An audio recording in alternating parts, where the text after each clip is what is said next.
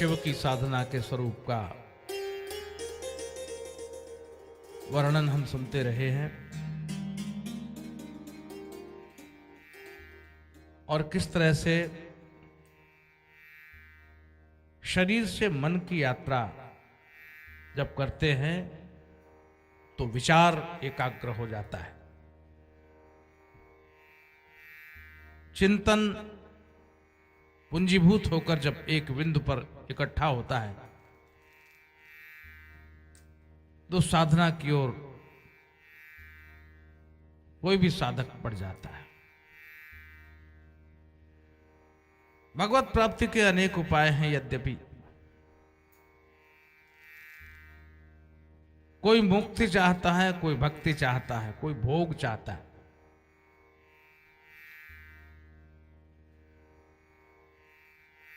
भक्ति और भोग दोनों भकार हैं, दोनों भा हैं। भोग संसार में है, भक्ति भगवान की है।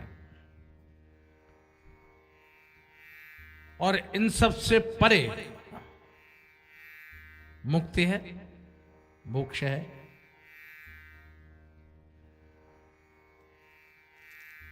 तो कैसे की जाए भक्ति और कैसे प्राप्त हो मोक्ष, इस बात की चर्चा भी ऋषियों के समक्ष श्री सूत जी महाराज ने की। क्योंकि सत्यम ज्ञानम अनंतम, भगवान शिव कौन है? सत्यम, और उसके साथ साथ ज्ञानम अनंतम, अनंत ज्ञान के स्वरूप है। और हमारे उपनिषदकार कहते हैं ऋते ज्ञानान्न मुक्ति, ज्ञान के बिना मुक्ति नहीं हो सकती। ज्ञान होगा तभी मुक्ति का द्वार खुलेगा, बिना ज्ञान के मुक्ति हो नहीं सकती।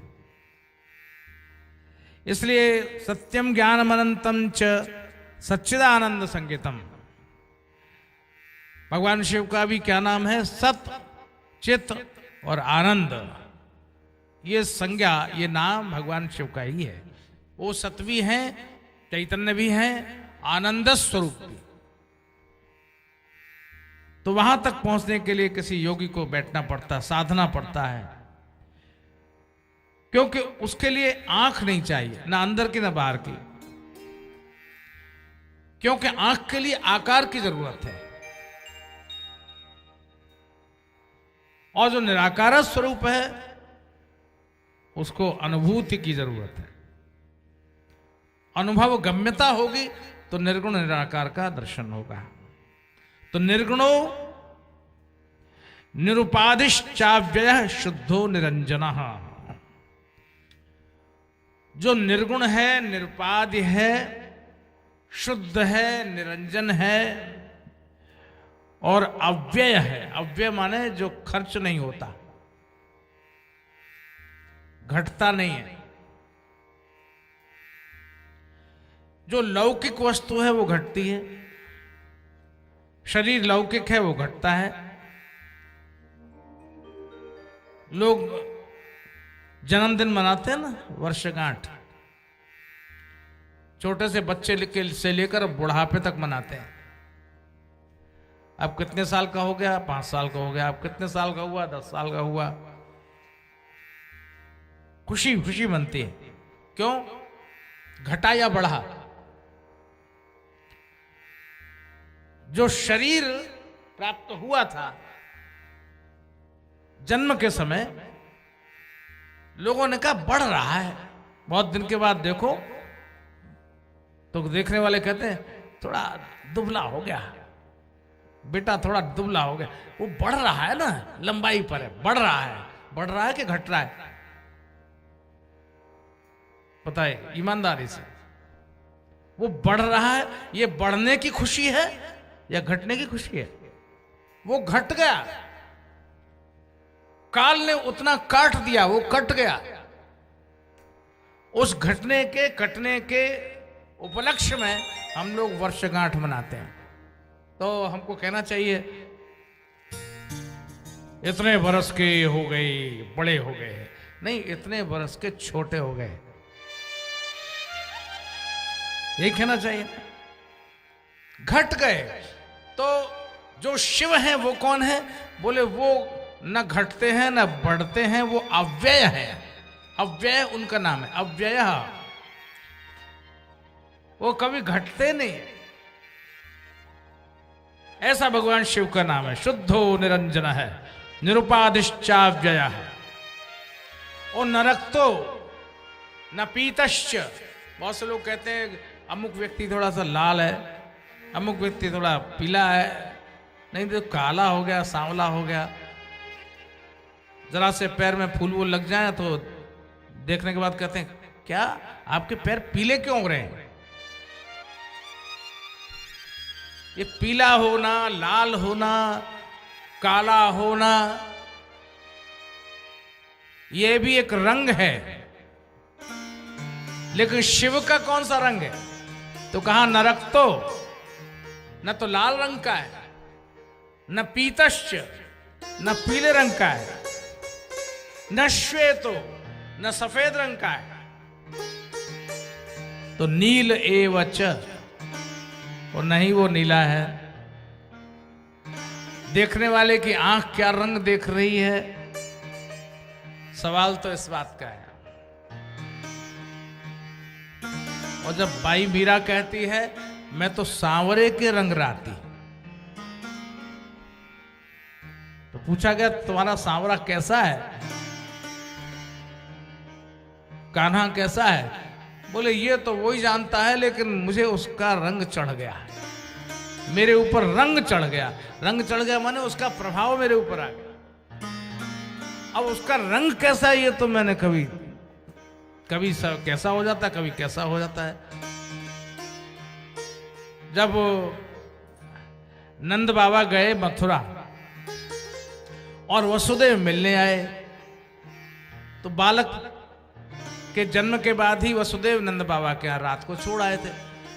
तो वसुदेव ने भर आंख अपने बालक को देखा ही नहीं था। तो वसुदेव ने देखा नहीं था, रात का समय था, कैसे रंग का है, काला है, सफेद है, गोरा है, कैसा है। तो बड़ी उत्सुकता थी। बालक का जन्म हो, अगर ऑपरेशन थिएटर में या मातृ होम में, मैटरनिटी होम में बालक का जन्म हो जाए और बाहर बाप बैठा हो और अंदर जो है जन्म हो जाए और लोग अंदर से कोई आवे, नर्स आए या सिस्टर आए या कोई भी आए, तो वो पूछता है कैसा है, और उससे भी पूछने वाले पूछते हैं कैसा है, गोरा है कि काला है, बच्चा कैसा है। तो वसुदेव जी को बड़ी हुड़क थी कि मैं जल्दबाजी में अपने लाडले लाल को नंद के यहाँ छोड़ तो आया, लेकिन मैंने देखा ही नहीं उसका रंग क्या था। तो वसुदेव जी नंद जी से पूछने लगे, क्यों भैया वसुदेव जी ये बताओ, वो तुम्हारे यहाँ बालक को जो जन्म भयो है वो कैसो है, कारो है कि गोरो है कि पीरो है कि कैसो है।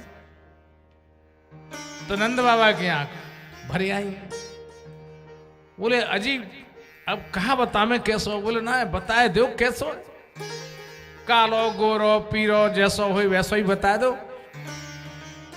तो नंद बाबा बोले भाई मेरी समझ में तो यह आवे कि कारेन के बीच में खड़ो कर दो तो वो गोरो दिखे, और गोरेन के बीच में ठाड़ो कर दो तो वो कारो दिखे, और वैसे सबके रंग में रंग मिला लिए, सबके रंग में रंग जाए और सबको अपने रंग में रंग दे।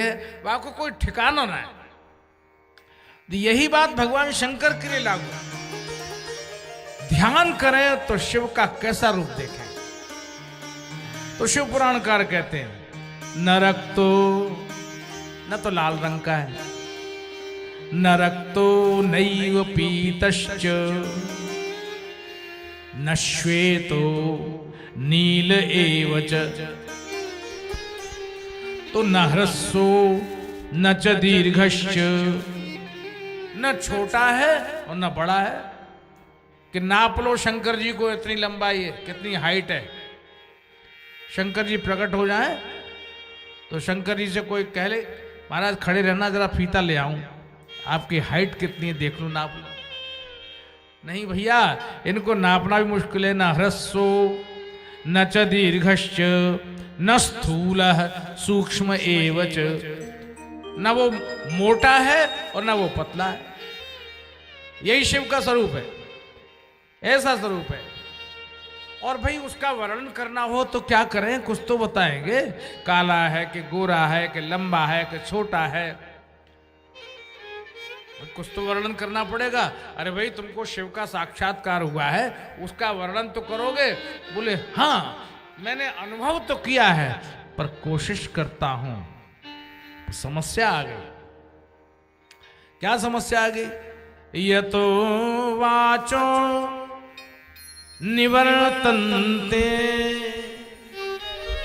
मेरी वाणी वहां तक जाती तो है लेकिन निवर्तन्ते, वाणी लौट आती। तो मैं वाणी से पूछता हूं भाई तुम बोलो ना, बोलो क्या बोलूं? वाणी कहती है देखा तो मैंने है नहीं, जीव के आंख तो है नहीं, और देखने वाला जो है उसके जीव तो है नहीं। उस वाटिका में जब राम गए तो सखियों ने देखा, और जानकी जी ने पूछा तुमने देखा उनको, वो जो आए हैं वाटिका में? हाँ देखा तो है। तो कैसे हैं? क्या बताऊं कैसे? श्याम गौर नहीं, श्याम नहीं, गौर नहीं, किमि कहो बखानी, सावरे हैं कि काले हैं, नहीं कैसे कहूं। श्याम गौर किमि कहूं बखानी, श्याम गौर किमि कहूं बखानी।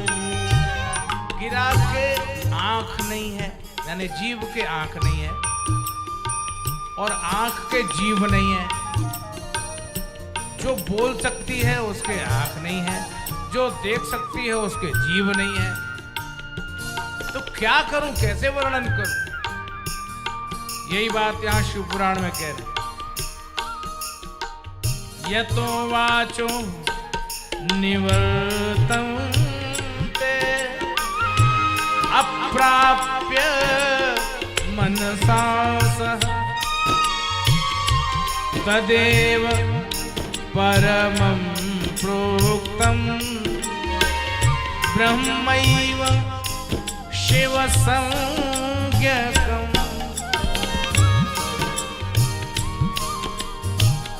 आकाशं व्यापकं यद्वत्,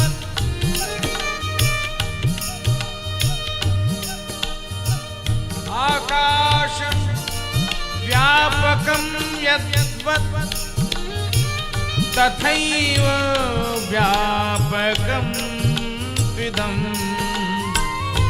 मायातीतं परात्मानं द्वन्द्वातीतं विमत्सरं,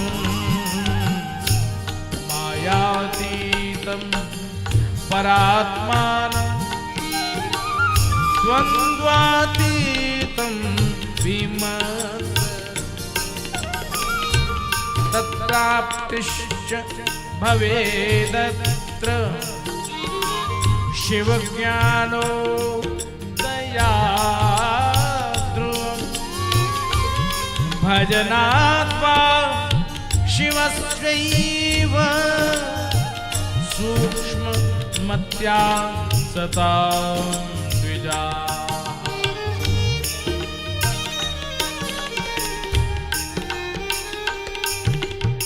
यद्यपि वो आकाश से भी बड़ा है, पर समझ लीजिए जैसे आकाश का कोई छोर नहीं है वैसे ही शिव का कोई छोर नहीं है। ये भजनाद्वा शिवस्यैव सूक्ष्मत्या सतां द्विजा। जिसकी मति छोटी हो ना, आदमी की खोपड़ी में कितना दिमाग होता है? इतना सा कहते सुना है मैंने। हाँ, वो जो एक ग्लैंड होती है, क्या होती है पता नहीं, पिट्यूटरी होती है, क्या होती है भगवान जाने। वो विज्ञान की भाषा में वो कहते इतना सा दिमाग होता है और उसमें चारों तरफ से वो घिरा रहता है, तो इतना सा, तो इतनी सी तो जगह, कंप्यूटर इतना सा, और भगवान इतना सा भगवान, तो छोटी सी बुद्धि से भगवान को नापने की कोशिश क्या होगी। कालिदास ने लिखा, एक जगह पर लिखा है रघुवंश में, कालिदास कहते हैं तितीरश दुस्तरम मोहात उडुपे नास में सागरम। ये जो वो होती ना, घड़ा उल्टा कर देते पानी में, सीधा नहीं, सीधा तो डूब जाएगा, भर जाएगा, घड़ा उल्टा कर देते हैं, और उल्टा घड़ा करके उसमें बांस की खपच्चियां लगा देते हैं और इस तरह उसकी नाव बना देते हैं। बहुत ज्यादा साधन नहीं है तो 5-6 घड़े जोड़ के उन घड़ों में बांस की खपच्चियां लगा के और रस्सी से बांध के लो, नाव तैयार हो गई। अब उस पर एक व्यक्ति बैठ के उसी को हाथ से यूं करके थोड़ी थोड़ी दूर तक जा सकता है, तो छोटी नदी तो पार कर जाएगा, लेकिन इतने बड़े समुद्र को पार करना उस छोटे सी घड़े की नाव से ये असंभव है। संभव नहीं, असंभव है। इसी तरह से छोटी सी बुद्धि से ईश्वर को नापना ये असंभव है। तो भाई जो ज्ञान है, उस ज्ञान से हम ईश्वर को नहीं नापते, उस ज्ञान से हम मुक्ति पाने की चेष्टा करते हैं। रहते ज्ञानान्न मुक्ति कहा गया, और मुक्ति कई प्रकार की वर्णन करने में आई। एक तो हो गई सालोक्य, भगवान का धाम मिल जाए, भगवान का लोक मिल जाए, सालोक्य। दूसरी हो गई सामीप्य, भगवान के निकट में रह सकें। सालोक्य, सामीप्य। फिर हो गई सारूप्य, भगवान का ही रूप प्राप्त हो जाए, भगवान जैसे हो जाए, भगवान जैसे रूप के हो जाए। सालोक्य, सामीप्य, और भगवान के जैसे रूप को प्राप्त कर ले तो सारूप्य। 4 प्रकार की मुक्तियां बताई हैं। अंत में सायुज्य, भगवान में मिलने वाली मुक्ति। सारूप्य, सायुज्य, सामीप्य, सारूप्य। सायुज्य माने जब मिल जाओ तो तुम नहीं रहोगे, ये मोक्ष हो गया। जैसे नदी समुद्र में मिल जाती है तो फिर नदी नहीं रहती है, नदी क्या हो जाती है? आप समुद्र में मिली हुई नदी को अलग कर सकते हैं क्या? नहीं कर सकते, फिर तो समुद्र हो जाती है। कोई भी जल हो जो समुद्र में मिल जाता है तो वो समुद्र हो जाता है। इसलिए जब भगवान राम वन में गए तो वाल्मीकि जी ने भगवान की बड़ी स्तुति की, और उस स्थिति में वाल्मीकि जी ने कहा, भगवान मैं आपको जानता हूं, मैं आपको जानता हूं। क्या जानते हैं आप? मैं ये जानता हूं कि आप साक्षात ईश्वर ही हैं, आप ईश्वर हैं, ब्रह्म हैं, मैं ये जानता हूं आपको। और ब्रह्मा विष्णु इत्यादि वो आपके संकेत पर नाचते हैं। वेदे हरि शंभु नचावनि हारे,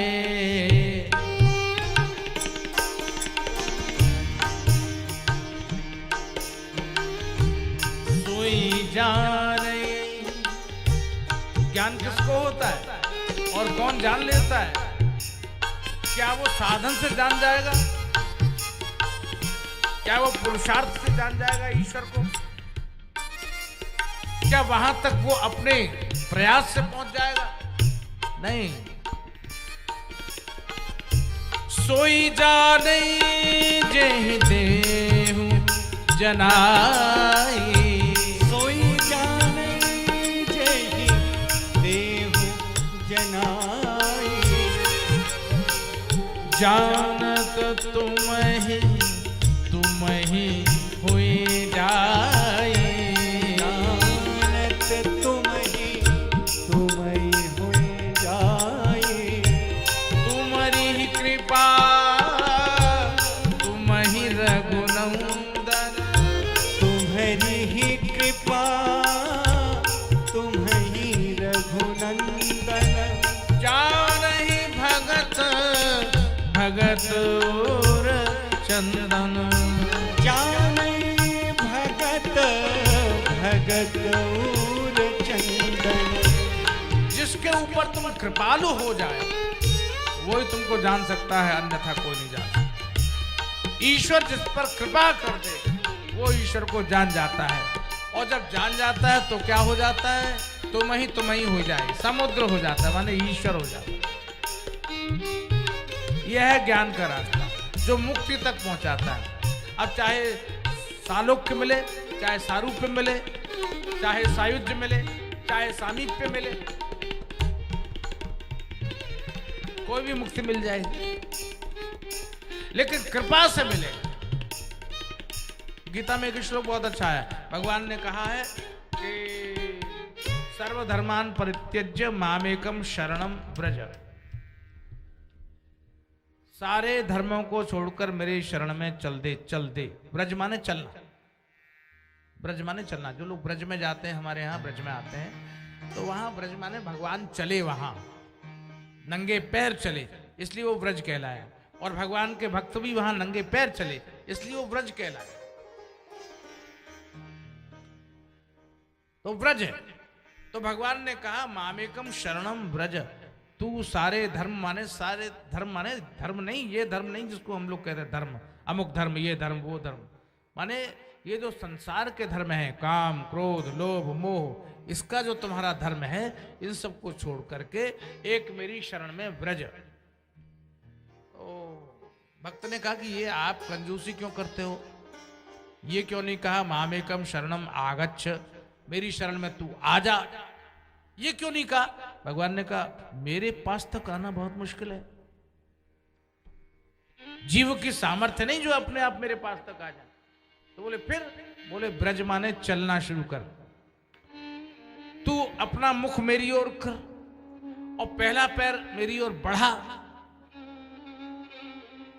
पहला कदम बढ़ा मेरे मंदिर की तरफ, मेरी कथाओं के प्रति, मेरे संतों की तरफ तू बढ़। अब दिमाग में तो कुछ और घूमता रहता, बढ़ेगा कैसे? मन तो कहीं और डोल रहा है, तो उधर बढ़ेगा नहीं। भगवान कहते व्रज मेरी ओर चल। तो कहा केवल चलने से पहुंच जाऊंगा क्या? भगवान ने कहा नहीं, चलना तू शुरू करेगा, पर पहुंचाना मेरा काम है। मैं तैयार खड़ा हुआ हूं, दोनों बाहें फैलाए हुए। जैसे ही तू डगमगाएगा मैं तुझे दोनों हाथों से संभाल लूंगा और अपने पास बुला। ये विशेषता है भगवान की। भगवान कहते तू केवल चल ही सकता है, मेरे पास तक पहुंचना तेरे बस की बात नहीं है। लेकिन जिस दिन तू मेरी तरफ मुंह करके पहला पैर बढ़ाएगा, जैसे छोटा सा बच्चा होता है, अभी खड़ा होना सीखा है, पहला पैर बढ़ाना सीखा है, और सामने खड़ा हुआ पिता कहता है आजा आजा आजा आजा आजा आजा। अब बालक को ये डर रहता कहीं मैं गिर जाऊंगा तो पिता कहता ना ना ना मैं हूं ना। इसी तरह से धर्म के पथ पर चलने वाला व्यक्ति जब डरता है कहीं मैं गिर जाऊंगा तो भगवान ने कहा तू चल तो सही, मैं खड़ा हूं तैयार। जैसे ही तू डगमगाएगा वैसे ही मैं दोनों बाहें फैलाकर अपने पास बुला लूंगा, अपनी गोद में बिठा लूंगा। तू मेरा है और मेरे पास पहुंचाना मेरा काम है, तेरा काम है। इसलिए भगवान शिव तक पहुंचने के लिए कोशिश की शुरुआत। आजकल गायत्री का बहुत सारे व्यापक चल रहा है, सारे देश में नहीं, सारी दुनिया में चल रहा है। देखो गायत्री एक तरह की नहीं होती, बहुत तरह की होती है। एक सूर्य गायत्री होती है, गणेश जी की गायत्री अलग होती है, गणपति गायत्री अलग है, देवी गायत्री अलग है, और शिव गायत्री अलग है। तो शंकर जी की गायत्री वो जपे तो वो शिव की सन्निधि का लाभ मिल सकता है, वो साधना में काम आएगी। आप सुनना चाहेंगे गायत्री? शिव की गायत्री, भगवान शंकर की गायत्री है, शिव गायत्री है। उसको रोज सुनते हैं, कथा के समापन पर तो हमारे विद्वान बोलते हैं, शास्त्री जी इत्यादि। ओम तत्पुरुषाय विद्महे, तत्पुरुषाय विद्महे, महादेवाय धीमहि, तत्पुरुषाय। है तो ये पुरुषाय, लेकिन वेदों में शा को खा कहते हैं। ये शा और सा के बीच में एक और होता है, 4 सा होते हैं। वैदिक भाषा में जाएंगे तो 4 होंगे, और सामान्य भाषाओं में आएंगे तो 3 होंगे। एक तो सा सवार वाला, और एक शा षटकोण वाला, और एक शा शीटी वाला। शाह खा शाह हा ऐसे बोलते। लेकिन जब वैदिक जाए पेट चिरे चा को आप बोलेंगे तो वो शाह का खा हो जाए, खा। ओम तत्पुरुषाय विद्महे, महादेवाय धीमहि,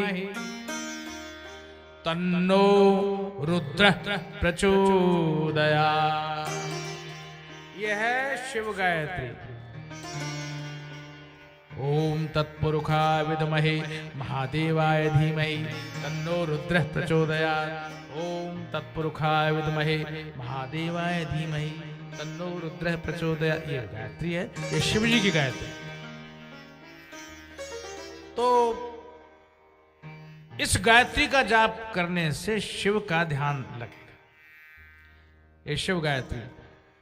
तो जैसे वैदिक प्रयोग में पुरुषाय शा को खा कहते हैं, या वो अलग खा होता है, लेकिन ये खा का प्रयोग सब में नहीं चलेगा, सब में नहीं चलेगा। आप पाषाण को पाखान कहने लगे तो जैसे चौपाई तुलसीदास जी चलते ना, पाषाणा, तो वो गड़बड़ हो जाएगी। शाह को खा कहेंगे तो गड़बड़ हो जाएगी, वहां नहीं चलेगा। ये केवल वैदिक मंत्र के प्रयोग में ही शाह को खा का प्रयोग किया जाता है। इसलिए भगवान शिव की है, ये रुद्र गायत्री है, शिव गायत्री है। इसका जाप निरंतर करना चाहिए भाई। 24 अक्षरों की गायत्री है, तो 24 माला इसकी रोज होनी चाहिए, ये प्रयास करना चाहिए। मंदार माला कुलिताल काये,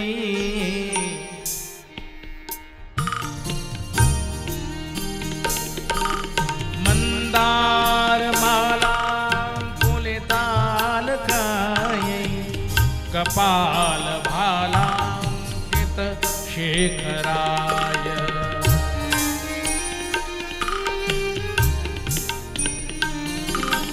दिव्यांबराय च दिगंबराय,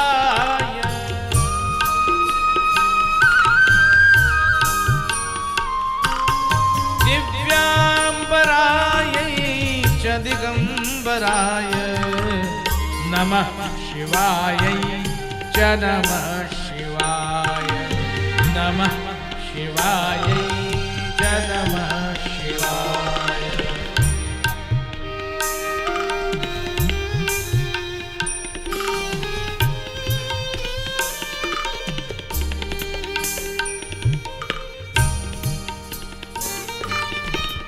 माला जपते हुए भगवान शिव के रूप का ध्यान करें, जो हमने अपने आंखों में बसा रखा, मन में ध्यान कर रखा है। अपना अपना तरीका है। कोई दिव्य ज्योति में अपना ध्यान लगाता है, कोई भगवान के रूप में ध्यान लगाता है, और इस तरह से उस ध्यान से अपने लक्ष्य की प्राप्ति कर जाता है। और उसे मोक्ष चाहिए तो मोक्ष मिल जाता है, भोग चाहिए तो भोग मिल जाता है, भक्ति चाहिए तो भक्ति मिल जाती है। जैसे कोई ज्ञानी व्यक्ति मोक्ष को चाहता है, वैसे ही भक्त भक्ति के मार्ग से ईश्वर को चाहता है। मोक्ष को पाकर वो ईश्वर में हो जाता है, मुक्त हो जाता है। ज्ञान की पराकाष्ठा मुक्ति है, वैसे ही भक्ति की पराकाष्ठा भगवान ही है। साकार भगवान की उपलब्धि ही भक्ति की पराकाष्ठा है, और वो शरणागति का मार्ग है। ध्यान का मार्ग ज्ञान का मार्ग है। ध्यान करके ज्ञान के पथ पर चलता है और मुक्त हो जाता है। और भक्ति का मार्ग ये समर्पण का मार्ग है। समर्पण करना ये पहली शर्त है। समर्पित हो जाए व्यक्ति, कहीं अपनी इच्छा ना हो, प्रभु की इच्छा में इच्छा मिला दीजिए, तो वहां भक्ति होती है। भक्ति के कई प्रकार वर्णन करने में आते हैं। एक भक्ति सहायितुकी है, एक भक्ति अहायितुकी है।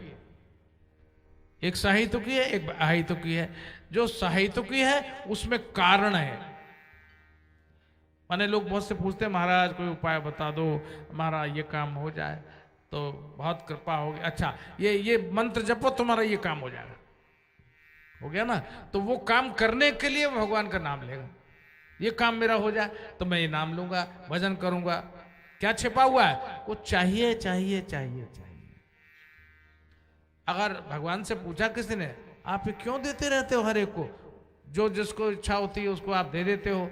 भगवान ने कहा, अगर नहीं दूं ना तो मेरे यहाँ आने वालों की संख्या कम हो जाएगी, फिर कोई यहाँ आएगा ही नहीं। लोग आते ही इसीलिए हैं कि फलानी जगह जाओ और वहां की पूजा करने से तुमको ये चीज जरूर मिल जाएगी, उस जगह जाओ तुमको ये जरूर मिल जाएगा। बताओ, तो चाहने वाले लोग तो, भगवान से चाहने वाले लोग तो बहुत हैं, लेकिन भगवान को चाहने वाले कितने लोग हैं? कथा में स्थिर होकर के बैठना कितना मुश्किल बात है। और लोग कहते हैं, महाराज ये काम होना है, आप कृपा कर दीजिए। तो मैं कहता हूं, तुम परिक्रमा लगा ले व्यासपीठ की। महाराज फलाना काम अटक गया, क्या करें? तो मैंने कहा, भाई तू रुद्राभिषेक करा ले, अभी तो एक दिन बाकी है, अब भी करा ले, तो एक दिन में भी तेरा बहुत काम हो जाएगा, करा ले। तो उसको ये लालसा जग जाती, अब मैं ये कराऊंगा तो भगवान शंकर पूरा करेंगे। तो कामना युक्त जो भक्ति है वो सहायितुकी कहलाती। मुझे ये मिल जाए, मुझे वो मिल जाए, मुझे वो मिल जाए, मुझे ये मिल जाए, तो मांगने के लिए भक्ति है।